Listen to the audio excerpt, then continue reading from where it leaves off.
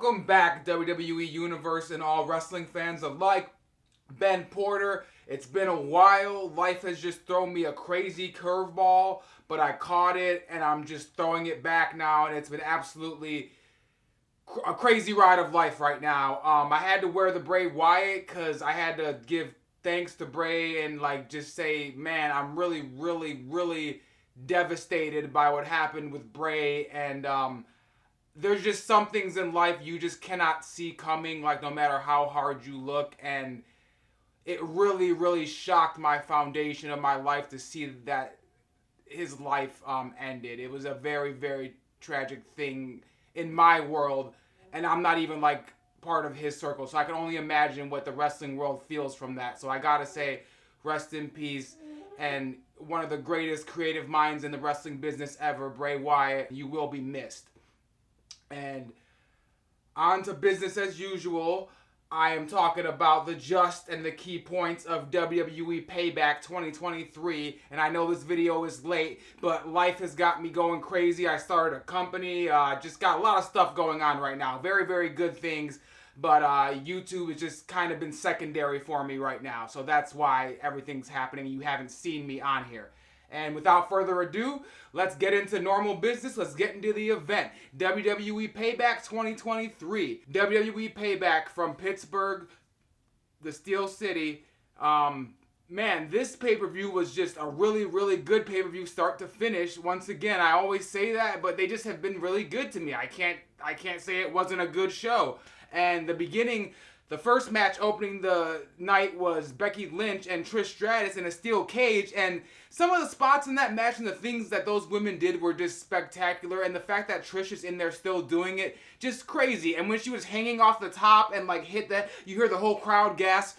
Just a nasty, gnarly match. It was one of the best women's steel cage matches I maybe have ever seen. I don't know. I really liked it and enjoyed it, and Becky Lynch just showcasing her house of fire, but Trish Stratus using her athleticism to try to, doing the Matrix move, and really good spots in this match. The superplex off the top, and then we have the big manhandle slam for the victory from Becky Lynch, and we have Zoe Stark almost get interfere, and then she actually cost Trish the match almost, and Trish is not happy about this, so Trish slaps the dog poop out of Zoe Stark, and what does Zoe Stark do? She's not having it. She closes the cage door, and she proceeds to hit Zoe Stark's finisher on Trish Stratus, and Trish Stratus is just left lying on the ground, just being devastated. I don't know if that's the end for her career right now, or the end of this run. We'll see in the future. I don't know. On to the next match, which is not really a match. It was just John Cena coming out because he's the host, and he really got the crowd into it. I really felt like this premium live event, not pay-per-view, needed John Cena's presence to kind of keep things rolling, because that would have kind of been a weird dead spot, I feel like, if John Cena wasn't there. So John Cena coming out, great stuff. The crowd loves it, of course. He's the GOAT. He's John Cena. And then we have LA Knight come out, and what a really cool clash of generations and styles is LA Knight and John Cena. And then you add The Miz to it. There's just so much dynamics to these stories here going on. And the match was a really good match. LA Knight is on fire. I feel like his matches right now are always good no matter what, just because he's so over. And you gotta love that, because you don't see that often. And the word megastar befits him to a T. It's crazy how it finally just clicked. I always said, I'm gonna post something about a video I said a long time ago, LA Knight is going to be a very key player. As long as he gets that rocket strapped to him, he will not stop ever. I don't think he's gonna go straight to the moon. No pun to Cameron Grimes. I don't even know where he's been. Anyway, LA Knight just so over. He's just the right hands he throws, and just his emotion in the ring is just it's almost really reminds me of Stone Cold, but it's not a knockoff to me. I'm not saying a knockoff of Stone Cold. It's just a really good, raw, rugged style that fits the 2023 era of the way the world in wrestling is. It just fits right now, but it has that same mystique that Stone Cold had in 97, 98, 99, and 2000, if that makes any sense to any wrestling fan listening to this right now. And LA Knight and The Miz put on a clinic. Just a great technical masterpiece. Good match. Good brawling. Very good showmanship. John Cena gets involved. And then the little scuffle between LA Knight and John Cena. That's what I want to see. That's special stuff there. And at the end, The Miz tries everything. He hits the skull-crushing finale, but to no avail. LA Knight ends up hitting the blunt force trauma, the BFT, and he gets the 1-2-3 victory. And John Cena counts the 1-2-3. But then LA Knight's not really happy with John Cena. He's not going to lay down and just kiss John Cena's butt. So he basically tells John Cena, look, I don't even know if I want to shake your hand. He hesitates, but then he shakes his hand. But the look on go back and watch the look on John Cena's face. It's purely priceless. Like, it's almost like too real. Like, I'm like, is this real? Because I couldn't tell. That's the great thing about wrestling, though. When you can't tell it's real, they're doing something right.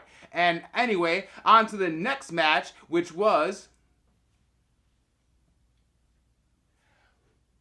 On to the next match, which was Rey Mysterio taking on Austin Theory for the United States Championship, which Rey Mysterio holds now. And this was a run back, of course, of a lot of the matches previously between these two. They've had a lot of matches, but it was still worthy of a premium live event match. And Rey Mysterio was just so good for like where his career, how far and how long his career has been. He is so good right now. I just don't understand it. It like defies the laws of logic and gravity. I don't understand how Rey Mysterio is so freaking good, but he is. And Austin Theory is a really, really prospective, like prominent blue chipper, but there's just something with Austin Theory that's like not clicking, and I feel like he's falling down the card and not moving up, even though he should be moving up by now. But we'll see what happens. Nothing against him. He's a great performer. He's doing really good. He's getting a lot better at addressing the crowd and playing off the hatred and things like that. So I got to give him props for that. But this match was just Rey Mysterio.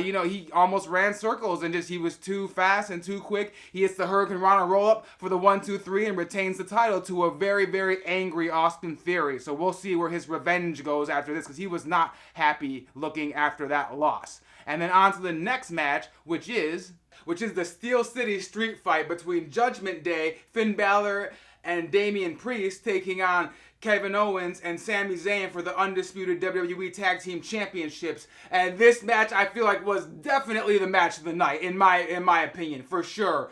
There was like one little like spot in the match, if you blink, you would have missed it, when Dom hit that forearm, and the forearm, it busted Kevin Owens open, and when he just when he put the hockey suit on and they stood up, of course, and the crowd loves it, because, you put the hometown jersey on, of course the crowd loves it. And the fact that he just had all that crimson mask running down his face at the same time that the cameras were panning to him, it was almost like a priceless, unplanned special moment.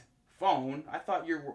Anyway, it was almost like an unplanned, special, priceless moment, and this match was very, very good. I honestly really, really thought that KO and Sami were going to retain. Sami was doing his best to keep everything going. Well, KO got kind of medical attention because he got busted open, so he had to kind of lay low for a while. But he still performed great. He still hit that big senton. Like, it was just a really, really great match. Good hecticness, good crowd involvement, just a really good street fight for the Tag Team Championships. And the match ends up being, Dominic ends up getting involved again, and then he hits the briefcase off the head of Sami, and after all they've been through, it's no wonder that Sami was down for the 1-2-3.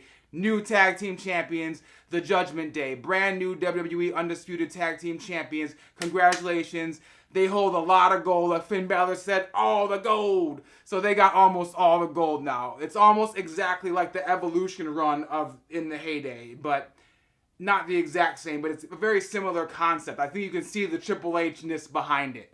And the next match is Raquel Gonzalez taking on Rhea Ripley for the Women's Championship. And this match was like an absolutely really powerhouse, very hard-hitting affair. It's almost like you could see the influence of the TKO group taking over, and the hits were like harder and a little more realistic in this match. And it was very rugged and very like raw. And almost at one point when I was watching, I was like, is Rhea like really mad at Raquel like in real life? And like I couldn't tell. It's like that gray area where I thought it was like a real fight almost. It's really weird. I don't know. It's hard to explain for people who don't understand wrestling. So if you don't understand wrestling, it's hard to explain. But it was almost like real, and it sometimes is real. So it could have been real. I don't know. But either way, hard-hitting, really good match.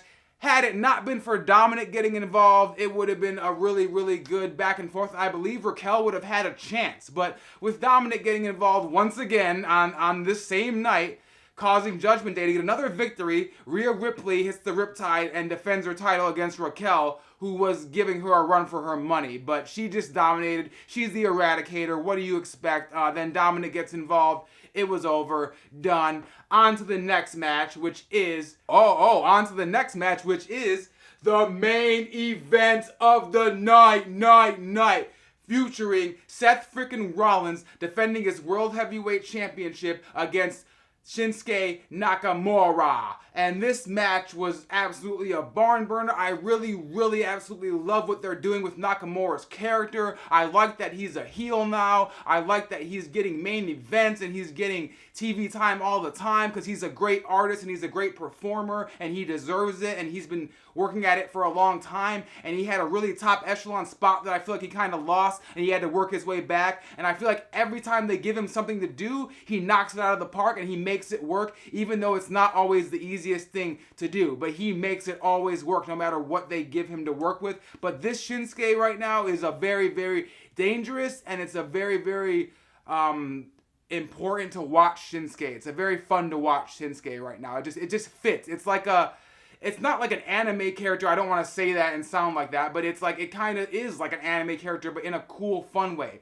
Like, I feel like the Xia Li thing didn't work out as good as planned, but the Nakamura thing right now, they're kind of applying it, and it's working very well. And Seth Rollins is back is just the story of the match. He goes in the match with pure confidence and doing everything he can to just teach Nakamura a lesson not to mess with him, because Nakamura has just been messing with him nonstop, and Rollins is doing the 5-star frog splash, and you know that hurts the back. Not the 5-star, but a frog splash, and you know that hurts the back. And he gets a driver off the top rope from like a Michinoku driver off the top rope from Nakamura to the back, and all these things are leading me to believe that after the Kinshasa to the back of the head, Nakamura might win the world championship. I thought for sure he was going to win the world heavyweight title, but Rollins is just too resilient. He's the man. He's Seth freaking Rollins. He's on fire right now. He's very hard to stop. He's got so many victories under his belt as champion. Ever since he won that championship, he is just moving forward with so much momentum. There has not been one person to stop him yet. So I wasn't sure that Nakamura would, but it was very close where I really thought that Nakamura could possibly have done it. Just the way the night went with the other tag team championships changing hands, I thought that possibly the world championship might go to Nakamura. And Nakamura got a lot of hype behind him tonight, so I thought he might win, but unfortunately for Nakamura, but not for Rollins, because he deserved his payback, he rolls through everything, literally and figuratively, rolls through everything that Nakamura gives to him to hit a stomp that knocks Nakamura's lights out for a 1, 2, 3. And, you know, Rollins' stomp right now is one of the most devastating moves in sports entertainment, I feel like. You know, it's like, that stomp is putting people down. People don't get up from it anymore. I don't know if people are ever going to get up from it again, but maybe at WrestleMania for something special. But it's like, it's really adding to the credit of the finisher of Seth Rollins. I just got to put that out there. Like, they're really making some of the finishes for these matches, like, stick so that you believe that when the finishers hit, it's really over. And I like that. There are times, of course, you want the match to go on. Like, if Nakamura would have kicked out, I would have still enjoyed the match. And 2 stomps, I would have still respected him just as much. Like, I would have almost respected him more to take 2 stomps, but that takes away from the credit of the stomp itself as a whole just being 1 stomp. If that makes any sense at all, I don't know. I just love wrestling and think about it in a weird way, and that's just what comes out of my mouth. I'm Ben Porter.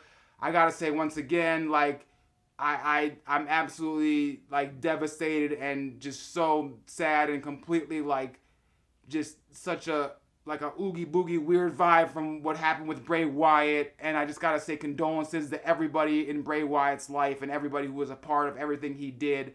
I know it's gonna be hard, but you will get through and we'll figure something out, because it's a big void right now without Bray Wyatt in the wrestling world, and I'm sure in his personal life as well. So Ben Porter is out. Everybody have a great weekend or day or whatever it is until the next premium live event, or maybe in between if I have extra time to do something fun. I'm Ben Porter. I love WWE Wrestling. I'm out.